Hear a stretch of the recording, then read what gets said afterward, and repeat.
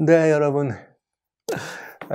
요즘 제가 마음에 굉장히 재미가 있어요. 이게 무슨 재미인가. 아주 늘 그것도 이 살아가는 삶 속에서 이 여러 가지 일들이, 그저 다양한 일들이 일어나지만은 그 모든 것들이 다 재미있어요. 때로는 그것이 힘든 일도 있고, 어려운 일도 있고, 즐겁고, 행복한 일. 그냥 다 재미있어요. 그런 일이 있는 것이 또 인생의 이 길이니까. 그런데,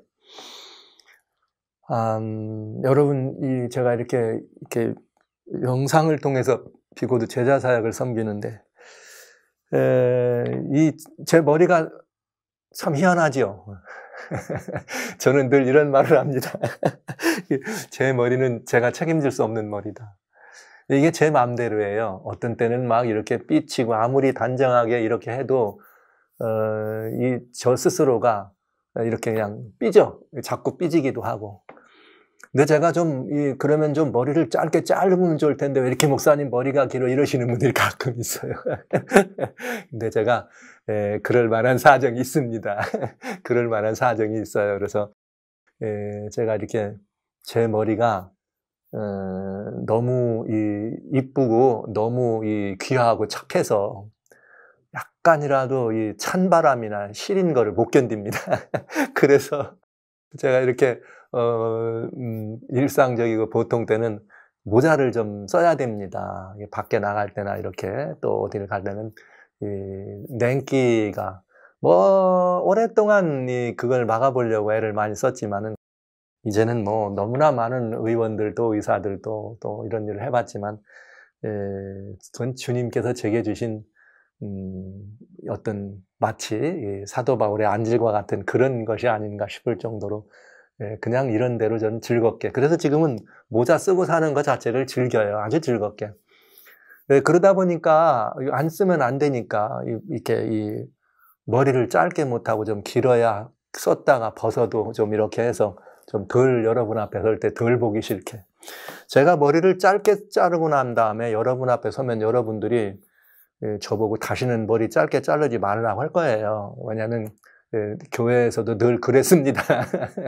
하도 여러 어르신들이 머리 그러면 제가 어느 날 가서 적당하게 좀 짧게 자릅니다. 그런 다음에 나중에 또 이게 단에 올라가면 내려올 때 그래요. 다음에는 머리 좀 짧게 짧지 말고 그냥 길게 기르세요. 이런 말씀을 제가 들었거든요. 그저 이렇게 이것이 사는 재미다 이렇게 생각합니다. 머리가 시리면 모자 쓰면 되죠. 또 모자 쓰면 머리가 좀 보기 흉하게 될까봐 좀 기르면 되는 거고요. 그러니까 여러분, 우리들이 나타나 있는 어떤 그런 모습 때문에, 여러분 속사람을 판단하지 마시고, 그저 저 박용호 목사 재밌게 사는 사람이구나. 네, 저는 스스로 그렇게 생각해요. 제가 예수님 앞에 나와가지고 얻은 가장 귀한 것은 뭐냐? 제 영혼의 무한한 자유함입니다. 사망으로부터 자유, 삶의 여러 가지 무게로부터 자유, 어떤 환경, 어떤 처지에도 주님과 함께하니 이래 자유롭고 좋습니다. 그죠? 산다는 게 행복합니다. 너무너무 행복합니다. 그래서 가끔은 이렇게 여러분 앞에 이런 영상으로 되면 하지만은 이런 일 하다가도 어느 날은 집사람이 그럴 때가 있어요. 도저히 그거 갖고는 안 되겠다고 다시 찍으려고 할 때도 있어요. 그러면 제가 그냥 되는 대로 삽시다. 되는 대로. 이제 그런 걸 하면서도, 여러분들 앞에 제가 늘 이렇게 편안한 마음으로 있는 것은 저는 주님 앞에서 무한한 자유로움. 이것 때문에 여러분들에게 예수님을 소개해드리고 싶어요. 전 다른 어떤 것보다 주님 만나면 자유함이 있습니다. 심령의 자유함이 있어요. 지금 이 시간이 제 생의 마지막이라 해도 아무런 꺼리낌도 두려움도 아무것도 없습니다.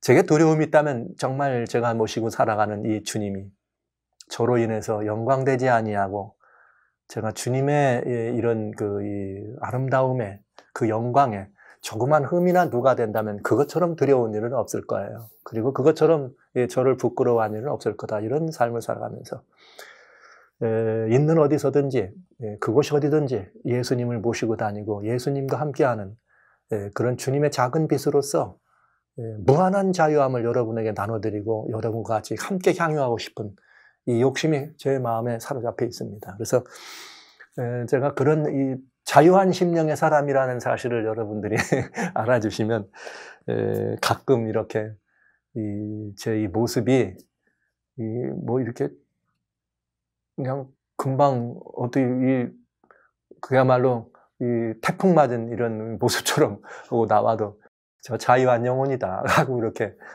보아주시면 좋겠습니다. 제가 오늘 이 말씀을 드리는 이유는 조금 더 종이 바뀌면 이 자유함이 있다 하는 말씀을 드리기를 원해서 그렇습니다. 어둠의 권세 아래 묶여 있을 때는 모든 게 두려움의 대상이죠. 보이지 않는 장래가 두렵고 내 어떤 미래 이런 일들이 두렵고 오늘이 아니라 바로 내일의 모습조차도 두려움이 있는 그런 삶. 뭔가 하지 않으면 부족하고 제가 말씀드렸지만 제가 또 그렇게 신앙생활 하면서도 말이죠. 그런 제 나름대로 정해진 표준에 못 떠들하면 그냥 그게 저를 그야말로 끌탕을 하면서 집사람을 그렇게 신앙을 못 따라오냐고 구박도 하고 제가 나쁜 녀석이었어요. 아주 나쁜 녀석? 아니, 나쁜 놈이었어요. 아주. 이렇게 제 아이들을 보면서 사랑으로, 정말 사랑으로 아이들을 이렇게 품 안았지만은 그러나 신앙적인 부분에서 부족함이 이렇게 보이면은 아들에게도 정말 그래, 이런 어렸을 적에 다행히 그 아이가 더 크기 전에 제가 주님께로 더 깊은 이런 관계의 개선이 있어서 그런 모습을 보여주지 않았지만 아주 갓난 어린아이였을 때 상당히 제가 그래서 저희 가족들에게도 그런 행위 구원, 그런 행위에 빠져가지고 심취해서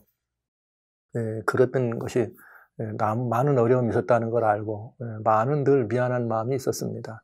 근데 여러분 참 재밌는 게 있죠. 그런 행위의 요소, 그런 율법적 가치나 율법적 요소의 신앙이 훨씬 멋있어요. 매력이 있고요. 그리고 왠지 아세요? 그렇게 믿는 거 보면 경건해 보이잖아요. 경건해 보이고 뭔가 좀 저분은 이런 것 같고 뭔가 수준 높은 분 같잖아요. 어디 가서 말도 조근조근하고 걸음 걷는 거나 말씨도 이렇게 하고 또 가능하면 옷도 말이죠. 좀 화려한 것 안 입고 이렇게 좀 검정색으로 입고 울긋불긋 이런 거 안 입고 이러면 좀 뭔가 좀 신앙적이고 더 근사해 보이고 멋있어 보이죠. 완성한 신한 사람 같죠. 네, 전 그런 부분들에 대해서 뭐라고 탓하거나 말할 마음은 없습니다. 그것도 또 신앙의 한 모습일 테니까요. 그러나 중요한 것. 그런 어떤 모습으로 드러난 열매가 중요한 것이 아니라 내가 어떤 나무가 돼서 이 열매를 맺었느냐가 중요하다 이거죠. 좋지 않은 나무가 절대로 아름다운 열매를 맺을 수 없습니다. 네, 명심해 주시기 바랍니다. 이 거듭남의 이치를 조금 제가 그런 물리적 요소는 아니지만 이게 영적이라고 소위 말하는 눈에 보이는 구체적인 거 아니고 추상적 개념이지만 물리적 요소처럼 설명드릴 수 있는 일이 있습니다. 그러면 조금 더 여러분들이 더 이해가 더 좋으시리라 생각하네요. 우리 주님께서 인생을 지으실 때 창세기 하나님 말씀 2장 7절에는 하나님이 흙으로 사람을 지으시고 그 코에 생기를 불어넣으셨더니 그가 생명이 된지라. 하나님이 생명의 기운을 흙에다가 넣으셨더니 생명, 즉 산 사람이 되더라. 이렇게 돼 있네요. 이렇게 산 사람이 되더라. 그러니까 흙은 죽은 거죠. 생명이 없는 거죠. 새로운 생명이 드러나려면 하나님의 생명의 기운이 들어가야 됩니다. 그것처럼. 저는 이런 질문을 하겠습니다. 이제는 여러분에게. 여러분 정말 거듭나셨어요? 사람들이 구원을 얻었느냐 그러면 yes 하는 분이 많아요. 대부분 나 그럼요 예수님 믿었으니까. 근데 거듭나셨어요 그러면 처음에는 하다가도 한 번 더 제가 이렇게 정말 거듭나셨어요 하면은 절반 이상은 우르르 떨어져. 대답 안 해. 그런 다음에 다시 세 번째 거듭난 거 확신하세요? 이렇게 물어보면 그때는 몇 사람 대답 안 하죠. 제가 눈 감으세요. 손 들어보세요. 그러면 10%가 안 되죠. 제가 똑같은 질문 하네요, 여러분. 거듭나셨어요? 거듭나셨어요? 거듭났는지 안 거듭났는지는 여러분 뭘로 알 수 있느냐? 열매로 알 수 있어요. 내가 사과나무인지 배나무인지는 뭘로 압니까? 물론 이렇게 종류가 다르면 이파리도 다르지만 싹나서 열매가 다르잖아요. 그러니까 여러분이 그 열매를 보시면 알 수가 있다. 근데 그 열매란 어떤 열매냐? 이게 이제 차이가 있겠죠. 여러분, 그래서 거듭났느냐는 이런 이 거듭남이라고 할 때 여러분들이 한 가지 약간의 이치를 이해하시면 그 열매에 관한 이야기가 더 편해집니다. 지금 나는 거듭난 사람이냐, 내가 꼭 이렇다는 열매를 보여주기는 어렵다. 그러면 여러분이 한번 생각해 보세요. 아주 중요한 거죠.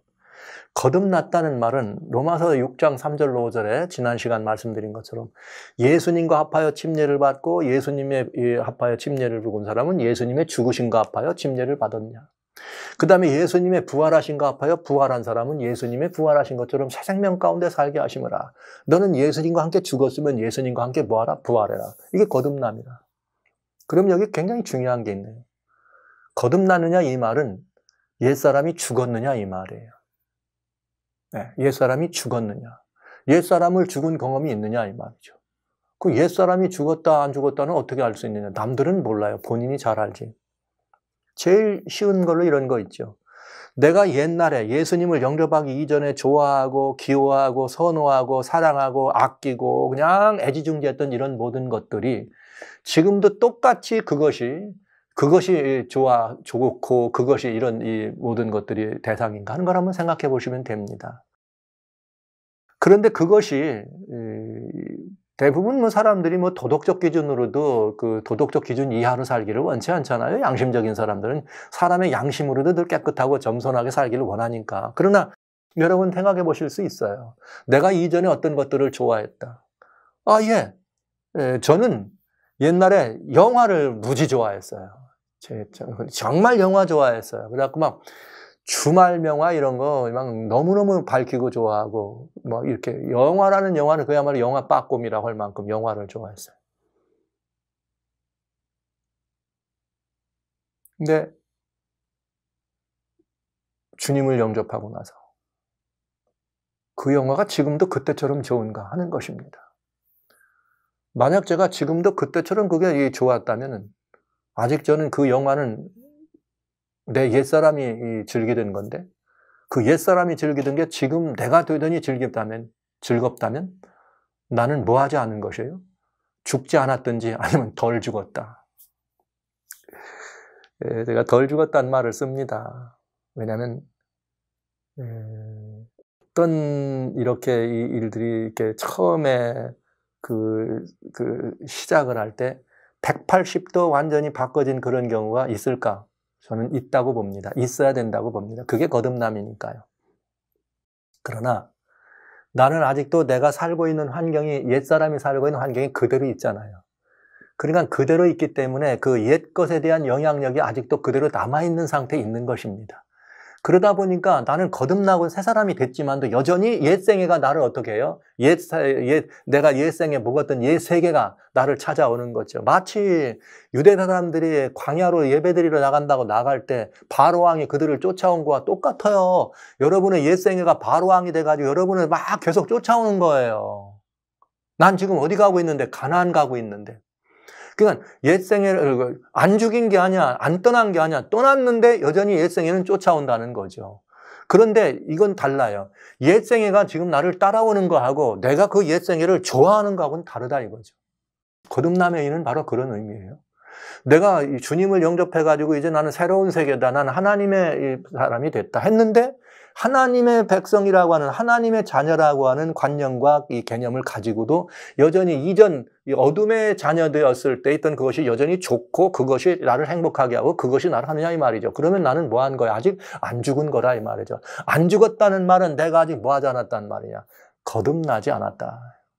제가 너무 단적인 표현을 드려서 여러분들 마음에 약간 좀 이렇게 찔림이나 아픔이나 아니면 부담이나 거부감이 있을지 모릅니다. 그러나 저는 이 말씀을 드려야 합니다. 이건 아주 중요한 이치니까요. 죽지 않고는 다시 태어날 수 없습니다. 죽어야 합니다. 죽었다는 말은 옛생애가 죽은 것입니다. 그럼 옛생애란 말은 뭐예요? 옛생애 속에 들어있다는 나의 모든 삶의 가치관, 나의 모든 삶의 목적, 삶의 의미, 나의 기호, 나의 취미, 나의 태는 이런 모든 것들이 다 어떻게 하는 거예요? 죽어야 되는 거죠. 그런데 중요한 건 이거죠. 내가 거듭날 때 나만 거듭나는 것이 아니에요. 내 모든 생명과 포함된 그것도 거듭나야 돼. 예. 그래서 그것들조차도 다 거듭나서 즉 하나님께 드려질 수 있어야 된다 이 말이죠.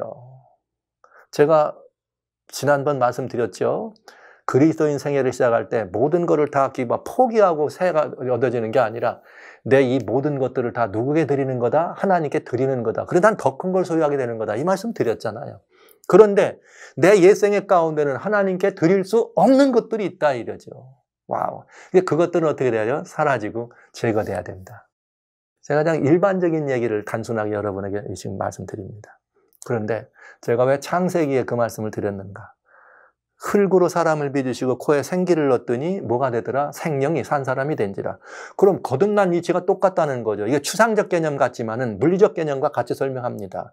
내가 옛생애가 죽었다? 그럼 옛생애가 죽었으면 새생애가 살아나려면 죽었으면 죽은 것이 살아나려면 뭐가 필요해? 하나님의 기운이 필요하다 이거예요. 무슨 기운? 생명의 기운이. 와우. 그렇잖아요. 그래서 예수님께서 십자가에 달려 돌아가시고 부활하십니다. 달려 돌아가시고 부활하신 다음에 제자들이 숨어있는 곳에 처음 나타나셔요. 왜? 제자들이 유대인을 두려워해 숨어있는 곳에 나타나셔가지고 숨을 깊이 들여마시면서 첫 번째 주님이 제자들에게 너에게 평강이 있으라 이렇게 말씀하시면서 첫 번째로 제자들에게 주신 명령 요한복음 20장 22절에 나와요. 크 숨을 들이쉬면서 성령을 받으라. 와우. 예수님이 부활하시면서 이제 우주의 만물의 으뜸이 되신 분이죠. 그분은 스스로 존재하시는 분이라는 걸 증명하신 거죠. 부활하셔서. 그래서 그분은 생명을 우리를 상징하신 창조주임이 분명해진 거죠. 그 창조의 능력을 가지신 창조주께서 우리의 이 모든 인류를 위하여 돌아가신 다음에 우리를 거듭나게 하셨으니 이제 주님이 주실 건 뭐예요? 성령으로 우리에게 입혀주셔서 새로운 생명의 기운으로 입혀주셔서 우리로 하여금 뭐하게 하는 거예요? 거듭난 생애를 살도록 하시는 거죠. 그러니까 죽은 생명은 뭐가 필요하다? 하나님의 생명의 기운이 필요하다. 이 생명의 기운이 들어갈 때 산 사람이 된다. 이 생기라고 하는 것이 뭐냐? 주의 성령이다. 성령을 받으라. 그러면 우리는 뭐가 된다? 산 사람이 된다. 거듭난 사람이 된다는 거죠. 새로운 피조물이 되는 것입니다. 그래서 오순절 성령의 강림의 역사가 있은 다음에 사도행전 2장 38절에 베드로가 그런 말을 한 거예요. 사도행전 2장에 성령 충만해가지고 너희가 십자가에 달려 못 박아 죽인 예수 그를 하나님께서 너희의 주와 그리스도가 되게 하셨느니라. 이랬더니 그 모인 사람들이 마음에 찔렸어. 형제들아 우리가 어찌할꼬? 그랬더니 사도행전 2장 38절에 너희가 다 각각 주 예수의 이름으로 뭐하고 침례를 받고 죄사함을 받으라. 그리하면 성령을 선물로 받으리라. 할렐루야. 거기 죄사함을 받으리라. 죄가 받으면 죄사함을 받고 이렇게 돼 있잖아요. 우리 모든 죄를 용서받고 예수님을 뭐하면 영접하고 믿으면 그러니까 예수님을 영접하고 믿으면 모든 죄를 우리가 어떻게 하는 거예요? 용서받아. 근데 예수님과 합하여 뭐하라? 너희가 예수님의 이름으로 뭘 받으라? 침례를 받으라. 침례는 뭐라 그랬어요? 로마서에 침례는 곧 옛생애가 뭐 하는 것이야? 죽는 것이라는 거죠. 그럼 옛생애가 죽었으니까 죄삭신 사망을 예수님 죽으신 것처럼 내가 예수님과 함께 죽었으니 죄삭신 사망을 죽은 거야? 안 죽은 거야? 죽었어요. 죄값을 갚았단 말이에요. 와우. 그러니까 나는 이제부터 그런 율법의 정죄에서 죄삭신 사망이란 정죄에서 해방된 사람인 것입니다. 와, 예, 해방된 거예요. 이제는 모든 것으로부터 해방된 것이죠. 그래서 죄사함을 받았단 말은 그 모든 것들로부터 해방됐다는 거예요. 내 죄값을 갚았으니까. 내가 갚진 않았지만 예수님이 갚아주셨으니까 대신. 그리고 나는 주님과 같이 어떻게 물리적인 건 아니지만 추상적 개념 같지만 영적으로 함께 죽었음을 내가 고백하고 난 옛생에는 죽었습니다. 죽었으니까 뭐가 필요해요? 성령이 필요하죠. 그래서 주님께서 우리들에게 성령을 선물로 주십니다. 이렇게 성령을 선물로 주시는 순간 우리는 어떤 문제가 되는가? 로마서 8장 2절에 죄와 사망의 법에서 이미 갚았으니까 생명의 성령의 법으로 우리를 어떻게 했느니라? 해방시켰느니라. 나는 자유. 나는 자유. 저는 이 말씀이 얼마나 우주를 진동케 할 하나님의 말씀인지 그야말로 이 경천동지할 이런 이 말입니다. 제 인생에 있어서 이보다 더 정말 제게 주어진 하나님의 은혜롭고 영광스러운 말씀 없습니다. 죄와 사망의 법에서 어떻게 했느니라? 생명의 성령의 법으로 어떻게 우리를 해방시켰느니라. 그리스도 예수 안에서는 결코 8장 1절에 로마서 정죄함이 없는 일. 왜요? 갚았으니까. 예수님 안에서. 살만 나지 않아요? 이렇게 해서 우리가 뭘 받았다? 성령을 받았다. 그래서 성령을 받으니까 이제는 우리의 삶이 완전히 달라지게 되네요. 성령이 내 안에 오셔서 나를 주셨으니인데, 그럼 무엇 때문에 성령이 나를 내 안에 주셨을까요? 이제 이 성령이 나한테 계셔야 여러분 이제 좋아하시고 여러분이 그처럼 맺기를 원하시는 열매를 맺어요. 성령이 오면 하나님의 자녀가 됐으니까, 하나님의 자녀라고는 하나님의 나무, 빛의 나무가 됐으니까, 좋은 나무가 됐으니까 아름다운 열매를 맺어야 안 될 겁니다. 그러니까 여기 이렇게 된 거예요. 갈라디아 5장에 보면 여러분 많이 있잖아요. 이렇게 여기 정말 너무나 이 귀한 말씀이 있어요. 25절에 만일 우리가 성령으로 살면 또한 성령으로 행할지니, 즉 성령으로 다시 거듭났으면 행할지니 성령의 사람으로 열매를 뭐하라? 맺을 수 있다. 그 열매가 뭐냐? 22절부터 오직 성령의 열매는 사랑과 희락과 화평과 오래 참음과 자비와 영성과 온유와 절제와 충성이니 이와 같은 것을, 놀라워요. 23절에 이 같은 것을 금지할 법이 없다. 금지할 법이 없다 그랬으니까 이건 뭐예요? 그냥 이 성령을 내 안에 모셔드리면 이러한 열매들은 어떻게 한다? 자동적으로 맺는다는 말 아닙니까? 애써서 맺는 거 아니란 말이죠. 성령이 내 안에 임하시면 내 안에 계신 성령께서 나를 통해서 성령의 열매를 맺는다 이 말이에요. 와우, 예. 사랑과 희락과 화평과 자비와 양성과 온유와 말이죠. 겸손과 이 절제와 이 충성의 열매를. 그러니까 애쓰지 마세요. 이 성경이 이렇게 되어 있어요. 이 같은 것을 금지할 법이 없다. 이게 무슨 법이에요? 생명의 성령의 법이요. 우리 안에서 역사하시는 생명의 성령의 법이 우리 안에서 이렇게 자라나는데, 이 거듭났으니까 새 생명이 태어났으면 자라나야 안 됩니까? 예. 성령으로 살았으면 성령으로 행해야 안 됩니까? 자라나야 될 거 아니에요? 그러니까 여러분, 변화되는 게 아니에요. 자라나는 거지. 성숙하게 되는 거지. 어렸을 때는 넘어질 수도 있어요. 달리다가 깨질 수도 있어요. 어른이라고 안 넘어지나요? 연세 들어보세요. 더 그러니까 신앙생활도 오래 한 사람도 긁어도 넘어질 수 있는 것처럼 넘어질 수 있어요. 그러나 여러분, 넘어지지 않는 것이 중요한 것이 아니라 넘어져도 일어나는 것이 중요합니다. 그러니까 넘어지지 않으려고 애쓰지 마시고 일어서려고 애쓰세요. 그게 무엇인가? 성령의 사람의 열매입니다. 이 같은 것은 금지할 법이 없다는 말은 이건 자발적인 게 자동적으로 맺히게 돼 있다는 거죠. 와, 여러분 아름답지 않습니까? 이것이 여러분 우리의 자라나는 열매요. 소위 말하는 그처럼 여러분이 맺기를 원하시는 성품의 열매예요. 그러니까 애써서 맺거나 행위로 맺어지거나 여러분들의 노력으로 뭔가를 행해서 되는 것이 아니고, 여러분이 거듭나서 성령을 선물로 모셔드리고 여러분의 심령 속에 그렇게 영접해 드리면 그 성령이 내 안에 계신 성령께서 어떻게 이런 열매를 맺는데 이걸 금할 법이 없다 이 말이에요. 와우, 놀랍지 않아요? 이 안에 예수님이 계셔야 예수님이 나타나는 거예요. 예수님이 없는데 어떻게 예수님이 나타납니까? 예수님이 어떻게 계시냐? 성령의 역사로 내 안에 계신 것입니다. 그리스도 예수의 영으로. 그러면 우리는 어떤 걸 따져봐야 되는가? 로마서 성경 8장에 보면은 말이죠. 이런 말씀이 있어요. 우리가 대단히 중요한 이런 말씀들이 있는데, 어떤 말씀이 있느냐면, 여기 로마서 8장 9절에 이렇게 되어 있어요. 만일 너희 속에 하나님의 영이 거하시면 너희가 육신에 있지 아니하고 영에 있나니 누구든지 그리스도의 영이 없으면 그리스도의 사람이 아니라. 맞잖아요. 거듭나면 그리스도의 영이 우리에게 머무신다. 맞잖아요. 성령 받으라. 그러니까 여러분 내가 거듭났는지 안 거듭났는지는 이걸 보면 알아요. 옛생애가 죽었는가. 근데 그 옛생애가 지금도 좋은가. 근데 그 좋은 것이 뭐냐? 하나님께 드릴 수 있는 옛생애가 하나님께 드릴 수 있는 것이 있죠. 내 모든 것들 이제는 하나님께 드려져서 옛생애가 완전히 거듭나야 돼요. 옛생애도 옛사람이 죽고 나만 새 사람 되는 게 아니라 옛생애도 다 없어지고 새 생애로 거듭나야 된다 이 말이죠.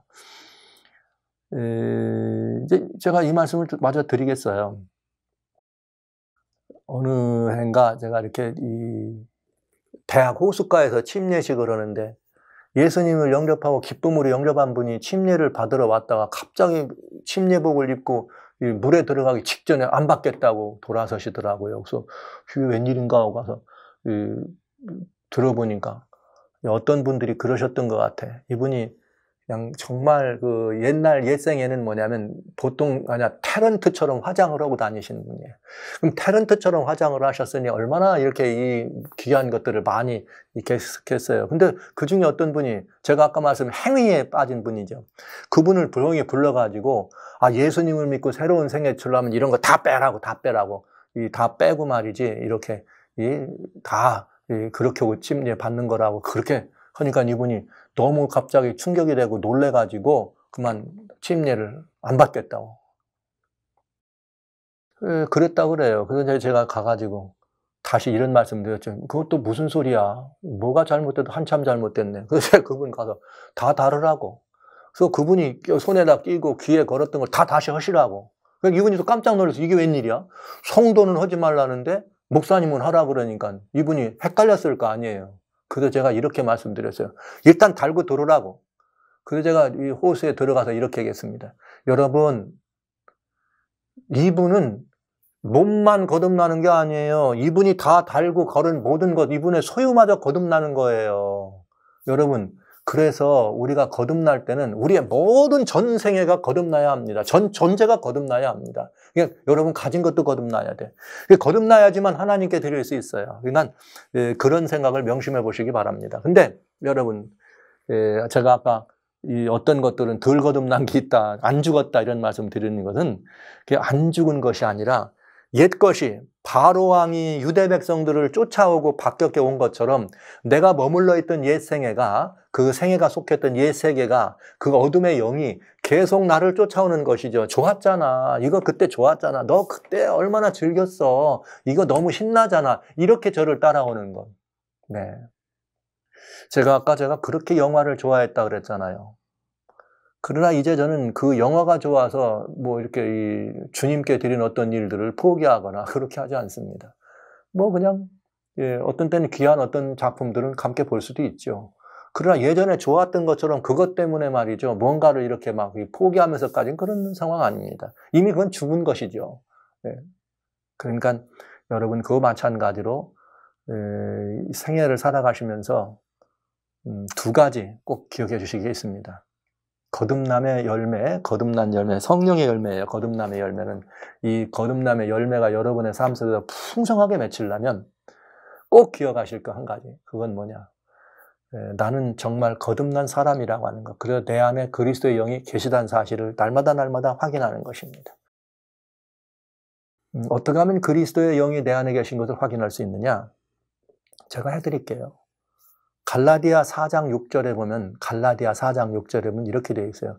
너희가 하나님의 아들인 고로 하나님께서 너희 안에 아들의 영을 주셔서 너희가 아바, 아버지라 부르느니라. 이게 되어 있어요.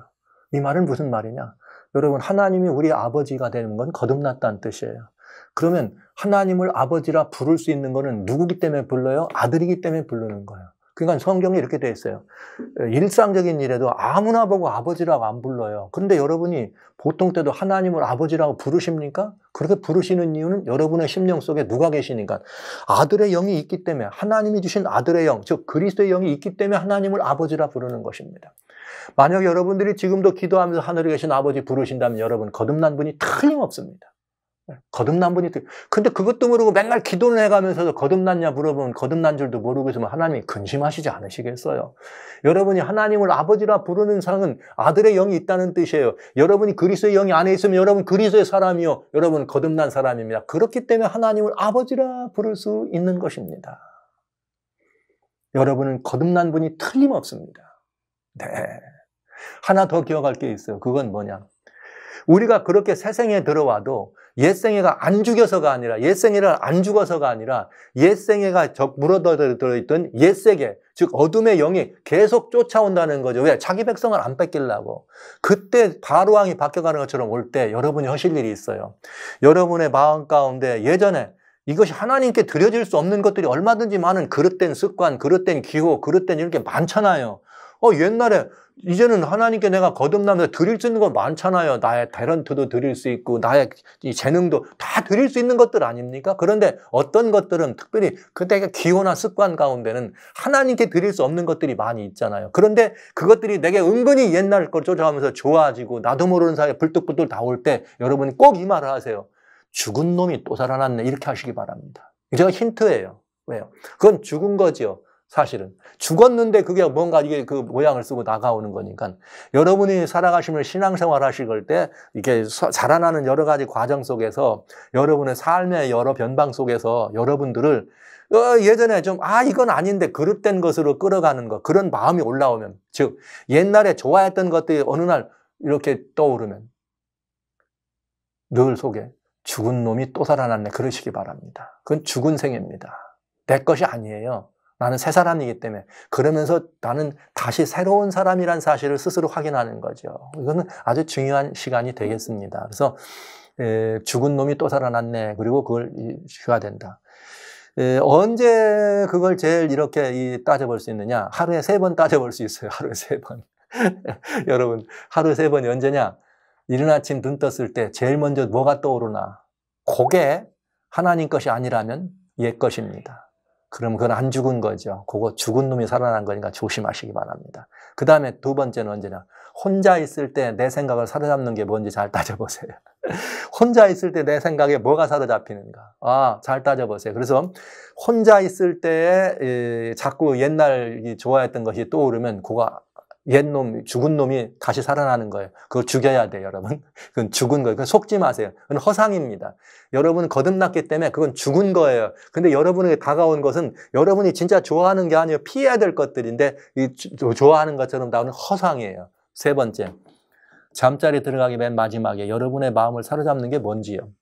무엇이 여러분의 마음을 가장 사로잡는 일인지 한번 생각해 보십시오. 그래서 그것이 내 삶을 장악했다면, 내 생각을 장악했다면 그거 옛 것이라면 죽은 것입니다. 그때 죽은 놈이 또 살아났네 하시고 주님께 그 모든 것들을 입수할 때 주님 연약함을 고백하시고 제 안에 있는 성령을 이렇게 회복하는 그게 뭐냐?